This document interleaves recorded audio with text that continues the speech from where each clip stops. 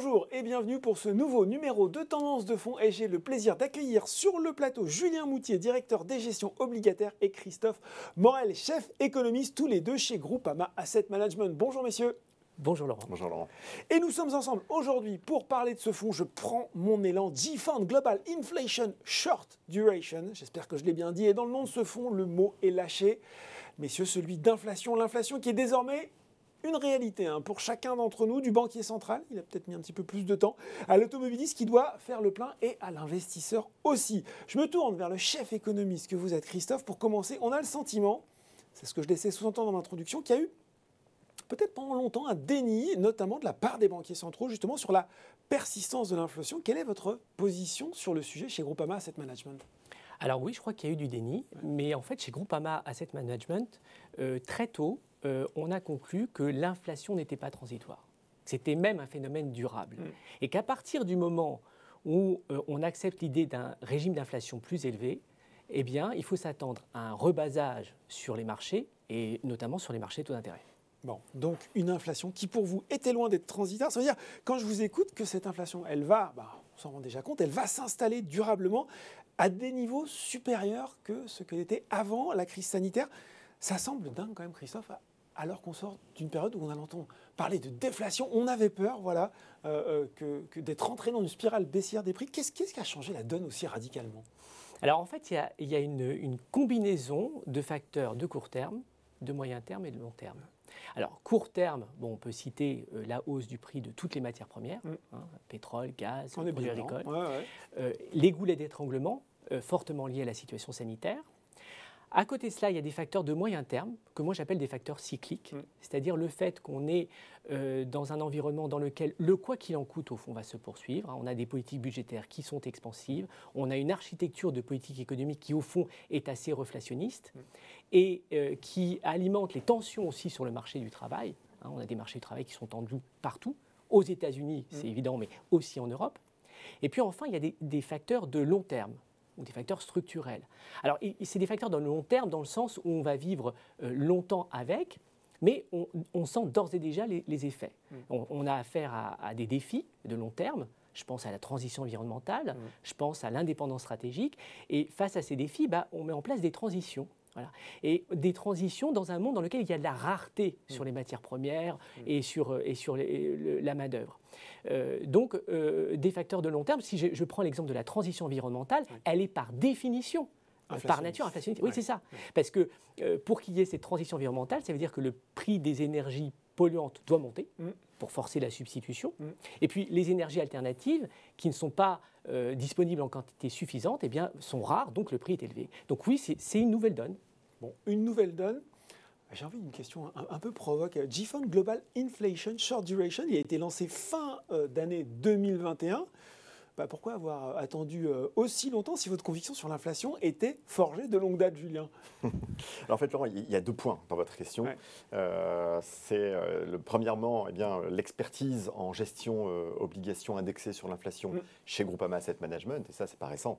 Ça date même de quasiment 2003. Oui, et ça fera 20 ans l'année prochaine qu'on a lancé le premier fonds dédié à cette gestion chez Groupama Asset Management. Donc une expertise très longue sur la thématique. Donc on n'a pas attendu aujourd'hui pour proposer ce type de support à nos investisseurs. Non, là où on a attendu, c'est de proposer une brique de courte maturité, de duration faible, pour profiter, je dirais aujourd'hui, d'un environnement de taux bas, puisque longtemps les produits plus longs, toute maturité, ont profité de la baisse de ces rendements. On a fait face globalement à une baisse quasi continue depuis 15 ans des rendements réels. Aujourd'hui, on est dans un environnement où les taux réels sont extrêmement bas et devraient plutôt remonter à la faveur d'une normalisation des politiques monétaires. Et donc, il nous paraissait opportun aujourd'hui, dans la continuité de cette expertise sur les obligations indexées inflation chez nous, de proposer une brique d'investissement courte, de duration courte, justement, pour être complètement adaptée au contexte actuel. Donc, quand je vous écoute, finalement, un fonds idéal qui vient compléter votre offre, être aussi en phase avec ce qui vous attend du côté des banques centrales. Julien, une fois que vous avez pris votre café du matin avec Christophe, il s'est dit tiens, tu sais, voilà mon scénario sur l'inflation. Tiens-toi bien, mon petit gars, elle est partie pour durer. Qu'est-ce que vous faites quand vous retournez dans votre bureau, fort de ce constat? Alors oui, ça c'est un point important. Parce que je dirais que le scénario économique mis en place par les équipes est primordial dans la formation, la construction des portefeuilles. Donc si on se focalise sur l'inflation, typiquement Christophe et son équipe, eh bien, ils vont nous dire sur chaque zone géographique à combien ils voient l'inflation et à quelle échéance. Nous, à partir de cela, côté gestion, notre rôle va consister à discuter de ces anticipations, à les challenger éventuellement, puis à se forger une opinion sur ce que sera l'inflation dans les périodes à venir. Et en fonction de cela, eh bien, l'équipe de gestion regarde ce qui est anticipé par les investisseurs dans le marché et en dégage éventuellement des convictions, des positionnements actifs au sein des portefeuilles. Bon, alors justement, si on va jusqu'au très concret, qu'est-ce qu'on retrouve au sein de ce fonds G-Fund Global Inflation Short Duration, même si on s'en doute un petit peu, pour le coup, le nom du fonds, il est long, mais il est assez explicite. Oui, tout à fait. Global Inflation, puisque le fonds concerne des investissements internationaux sur les obligations indexées à l'inflation. Il faut voir que sur les maturités courtes, donc du 1 au 5 ans, eh bien les univers d'investissement internationaux sont composés d'environ 2 tiers d'États-Unis, un petit tiers d'Europe et puis quelques pourcentages sur le Japon, l'Australie et la Nouvelle-Zélande. Mais retenons 2 tiers US, un tiers Europe. Et donc, on a un poids prépondérant, on le voit, des États-Unis. Alors, pourquoi aujourd'hui proposer aux investisseurs un fonds majoritairement composé d'indexés inflation américaine? Simplement parce qu'on a des rythmes d'inflation aux US qui sont plus élevés. Aujourd'hui, on tourne autour de 8% contre 600 zones euro, avec en plus une boucle prix-salaire, Christophe l'indiquait tout à l'heure, qui est en train de se mettre en œuvre aux États-Unis. Les salaires aujourd'hui aux États-Unis progressent sur des niveaux de 5% également, là, year on year, annualisé. Donc on a une boucle prix-salaire, de l'inflation de second tour qui se met en place, donc qui s'auto-entretient quelque part aux États-Unis. Donc une raison de plus de favoriser, là également, dans une allocation, eh bien, un biais sur les États-Unis. Donc ça, c'est sur la partie, sur la partie globale. Global Inflation. Pourquoi Short Duration? Short Duration parce que, comme je l'indiquais, nous sommes sur des maturités de 1-5 ans. Et donc, nous allons limiter, en effet, nos investissements aux parties courtes des courbes. Et ça, c'est super intéressant, justement, peut-être pour les gens qui nous regardent et qui se disent, finalement, pourquoi ce focus spécifique? Est-ce qu'on peut expliquer clairement ce qui vous a fait, justement, faire ce choix? Oui, en fait, il y a un double avantage sur le fait d'offrir aujourd'hui une brique d'investissement courte sur l'index à inflation. Alors d'abord, dans l'offre globale des fonds obligataires indexés à l'inflation, vous allez avoir une très grande majorité investie sur des stratégies appelées toute maturité. C'est-à-dire, en général, les stratégies qui tournent en fonction de la zone sur laquelle ils interviennent, entre 7, 8 points de sensibilité jusqu'à 13 sur les fonds globaux. Vous voyez, des sensibilités plutôt élevées, donc une exposition au risque de taux plutôt élevée. Là, l'idée sur ce fonds, qui tourne autour de 3 points de sensibilité, c'est d'offrir à l'investisseur un produit dont le risque de taux sera limité par rapport à l'offre classique que vous trouvez à côté sur les obligations indexées sur l'inflation. Donc déjà, une moindre exposition au risque de taux dans cette phase de normalisation monétaire et donc de potentielle hausse des taux.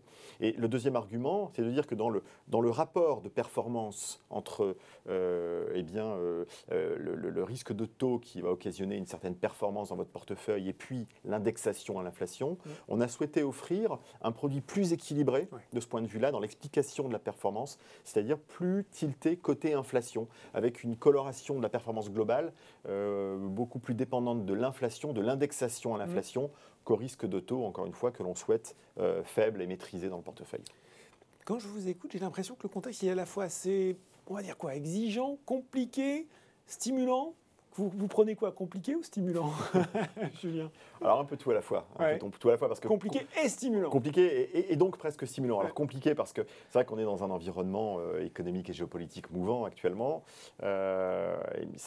Très clairement, cet environnement provoque une certaine volatilité dans les chiffrages dans les chiffrages macroéconomiques, que ce soit sur les aspects croissance ou inflation. On le voit, on a une très forte variabilité des anticipations d'inflation de la part des organismes de recherche externes, du FMI, de la Banque Centrale Européenne. La Banque Centrale Européenne récemment a encore révisé son chiffre d'inflation pour 2022 de quasiment 2% à la hausse. Donc voilà, on voit bien qu'on a une volatilité très forte des anticipations sur ces chiffres macroéconomiques, qui induit également une volatilité certaine sur les actifs financiers, sur la fixation des prix financiers.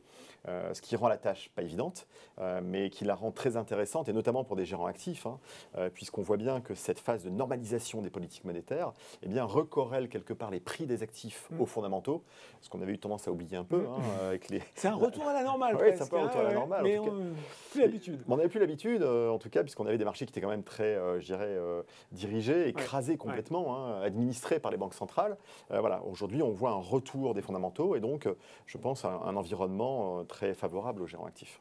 Je vous ai tous les deux là sur le plateau et je me dis finalement ce fonds c'est vraiment le fruit quelque part de l'alignement entre travail fluide, entre la vision économique d'un côté et puis traduction concrète dans l'élaboration des fonds et leur gestion finalement, Christophe. Oui, c'est très vrai, on travaille beaucoup ensemble. Et je suis frappé de voir que, d'ailleurs, chez Groupama, chez tous les gérants, il y a une demande très forte pour qu'on les aide à allonger leur horizon. Et je crois qu'il y a une conviction partagée qu'au fond, on peut dégager de la surperformance que si justement on allonge l'horizon, que si on a une vision de moyen-long terme, une vision fondamentale. Oui. Bon, ben voilà, avoir une vision fondamentale. Et puis on a bien compris, grâce à vous Christophe, que cette inflation plus forte qu'avant la pandémie, il allait falloir s'y habituer, que voilà, quand on est investisseur institutionnel et gérant locataire, eh bien, il y a les moyens de s'en prémunir grâce à ce fonds dont je rappelle le nom, GFund Global Inflation Short Duration. Vous retrouverez le lien en bas de la vidéo. Merci beaucoup, messieurs, d'avoir été avec nous aujourd'hui. Merci. Tendance de fond, c'est fini pour aujourd'hui. À très bientôt pour un nouveau numéro.